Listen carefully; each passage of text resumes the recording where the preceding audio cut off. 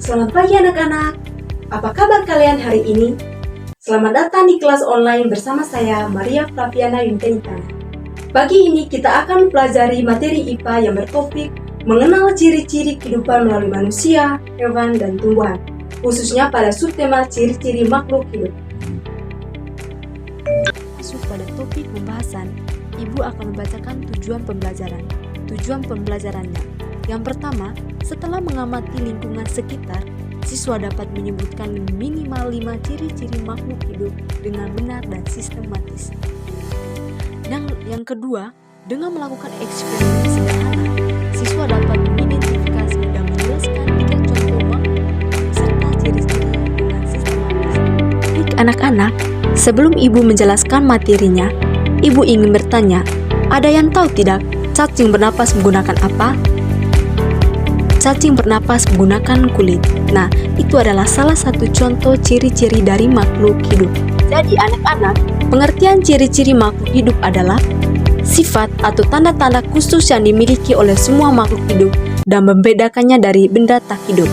Nah, ciri-ciri ini menunjukkan bahwa suatu benda memiliki kehidupan seperti bernapas, bergerak, membutuhkan makanan, tumbuh, dan berkembang biak.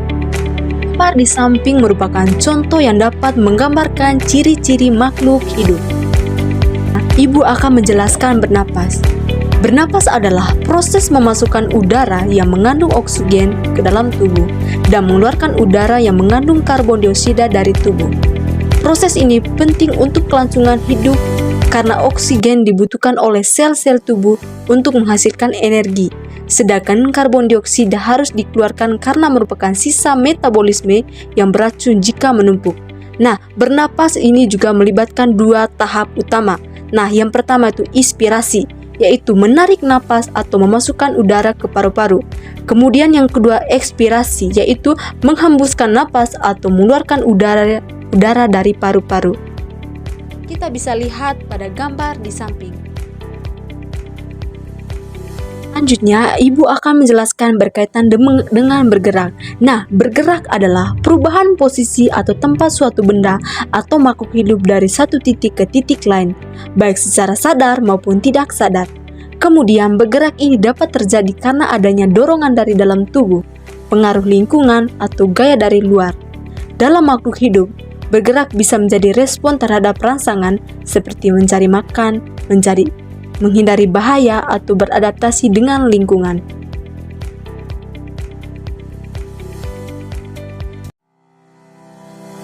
Selanjutnya, Ibu akan menjelaskan berkaitan dengan membutuhkan makanan.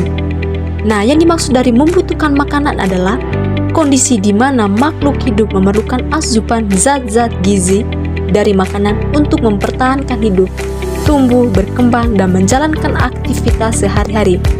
Makanan yang dikonsumsi harus mengandung zat-zat gizi seperti karbohidrat, protein, lemak, vitamin, dan mineral. Tanpa asupan makanan yang cukup dan bergizi, makhluk hidup dapat mengalami gangguan kesehatan, pertumbuhan yang terhambat, bahkan berisiko mengalami kematian. Oleh karena itu, penting bagi setiap makhluk hidup untuk mendapatkan makanan yang sesuai dengan kebutuhannya agar dapat hidup dengan sehat dan aktif. Kita bisa lihat pada gambar di samping. Selanjutnya, Ibu akan menjelaskan berkaitan dengan tumbuh. Nah, tumbuh adalah bertambahnya ukuran fisik atau volume tubuh makhluk hidup. Tumbuh terjadi karena adanya penambahan jumlah dan volume sel. Tumbuh adalah bertambahnya ukuran fisik atau volume tubuh makhluk hidup. Tumbuh terjadi karena adanya penambahan jumlah dan volume sel. Kita bisa lihat pada gambar di samping.